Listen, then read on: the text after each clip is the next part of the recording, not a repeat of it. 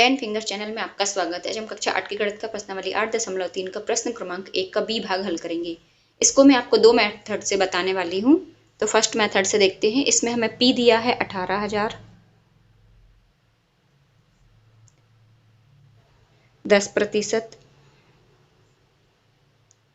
और टी दिया है 2 सही 1/2 वर्ष, या इसको हम लिख सकते हैं 2 वर्ष 6 माह।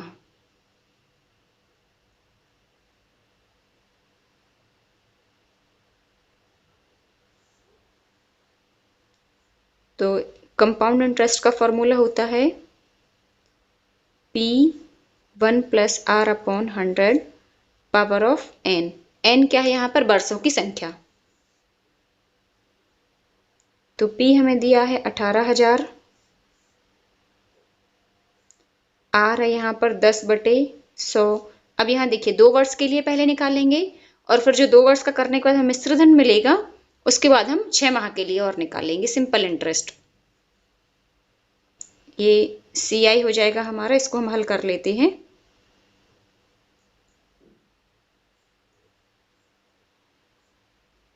ये LCM लिया 10 आया, ये हो गया 10 एकम 10, 1 2 की घात। तो यहाँ हो जाएगा 18,000 और ये हो जाएगा 10 और 1 11/10। अब ये 2 बार है तो हम इसको 2 बार लिख देंगे, 2 की घात है। इसको हम हल कर लेते हैं। 2 शून्य से 2 शून्य कट जाएंगे और 180 का हम गुणा करेंगे यहाँ पर। तो ये आ जाएगा हमारा 21,780 रुपये। ये क्या निकला हमारा? ए। ये 2 वर्ष के लिए मिश्र धन है। तो जो तीसरे वर्ष का मूलधन है, तो ये मूलधन जो P है इसको हम अब तीसरे वर्ष में 18,000 नहीं लेंगे, इसको हम लेंगे 21,780। अब इसी मिश्र धन के ऊपर हम आधे वर्ष का या 6 माह का ब्याज निकालेंगे।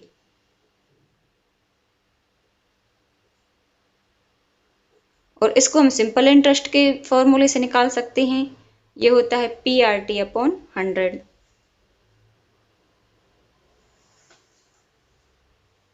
यहाँ पर P हमने लिया है 21,780, R हमारा वही है 10% और T यहाँ पर हो गया है 1/2 वर्ष और यह इन सबके नीचे था 100। इसको भी हल कर लेते, 2 शून्य इसके और एक इसका शून्य, एक इसका शून्य। अब इसको हम 2 से भाग करेंगे तो ये हो जाएगा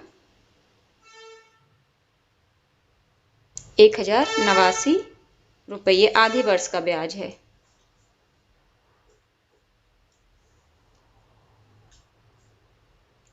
अब देखिए जो कुल राशि है, तो जो हमारा मूलधन निकला था वो हो जाएगा और जो यहाँ पर ब्याज आया है वो हो जाएगा।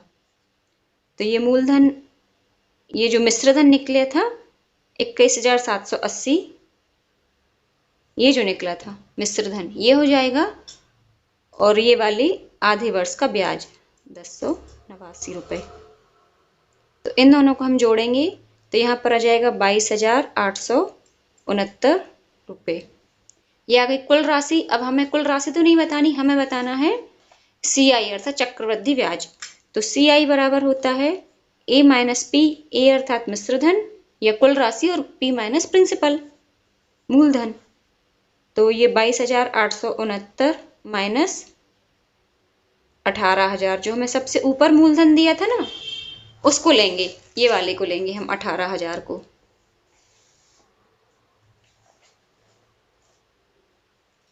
तो ये हमारा आ जाएगा आंसर 4,869 रुपये। ये आ गया हमारा CI और यही हमें ज्ञात करना था। ये हो गया आंसर। अब इसी को मैं आपको सेकंड मेथड से बताने वाली हूँ। देखिए सेकंड मेथड में क्या होता है, ये जो भी हमने इतना सारा ये कैलकुलेशन किया है, ये सब करने की जगह हम बस एक फॉर्मूले से इसका मान ज्ञात कर सकते हैं। वो फॉर्मूला होता है A बराबर 1 + R/100, यहाँ पर रहता है P। और एक बार ये 2 वर्ष के लिए हो गया, अब जो आधा वर्ष और बचा है, ये देखिए 2.5 वर्ष दिया है, तो जो आधा वर्ष है उसके लिए हम दर को ही आधा कर देते हैं।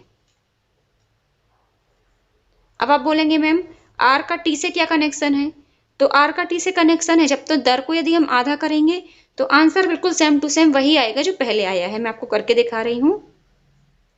पी हमने ले लिया 18,000, ये 1 प्लस आर हमें 10% दिया है। अभी तो ये वैसे चलेगा जो हमने ऊपर किया है, और ये R/2 यानी 10/2/100। अब ये देखिए इतना भाग हम पहले हल कर चुके हैं।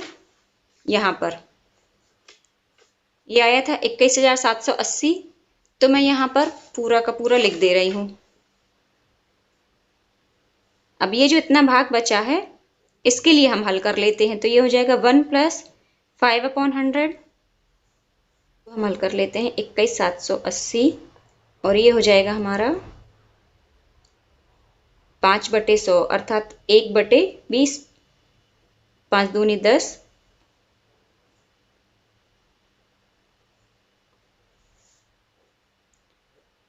ये हो जाएगा 20 और 1 21। ये आपको समझ में आ गया होगा, 20 एकम में 20 और ये एक और जुड़ जाएगा तो 20 और 1 21, 21/20। अब इस शून्य से हम ये वाला शून्य काट देंगे, 2 से इसको भाग देंगे, 2 एकम 2, ये आ जाएगा हमारा 22,869। ये आ गया हमारा टोटल अमाउंट। अब हमें अमाउंट तो ज्ञात नहीं करना है, हमें निकालना है चक्रवृद्धि ब्याज। तो CI बराबर होता है A माइनस P। ए है ये टोटल अमाउंट और पी है हमारा मूलधन। तो ए जो हमने लिखा है और माइनस पी ये है 18,000, इनको हम घटा लेंगे तो यहाँ पर हमारा आंसर आएगा 4,869 रुपये। ये आया हमारा CI और ये हमारा आंसर। तो अब आप देखिए दोनों मेथड में कितना अंतर है। ये देखिए आपने केवल फॉर्मूले में ये वैल्यू रखी और इसको हल कर दिया, ये था हमारा फॉर्मूला। यहाँ पर केवल आपको R/2 करना है आधे वर्ष के लिए, और ये हमारे देखिए कितनी आसानी से आ गया। और इस फर्स्ट वाली मेथड में हमने पहले 2 वर्ष का निकाला, उसके बाद हमने आधे वर्ष का ब्याज निकाला, फिर उसको जोड़ के हमने कुल राशि निकाली और फिर हमने यहाँ पर चक्रवृद्धि ब्याज निकाला।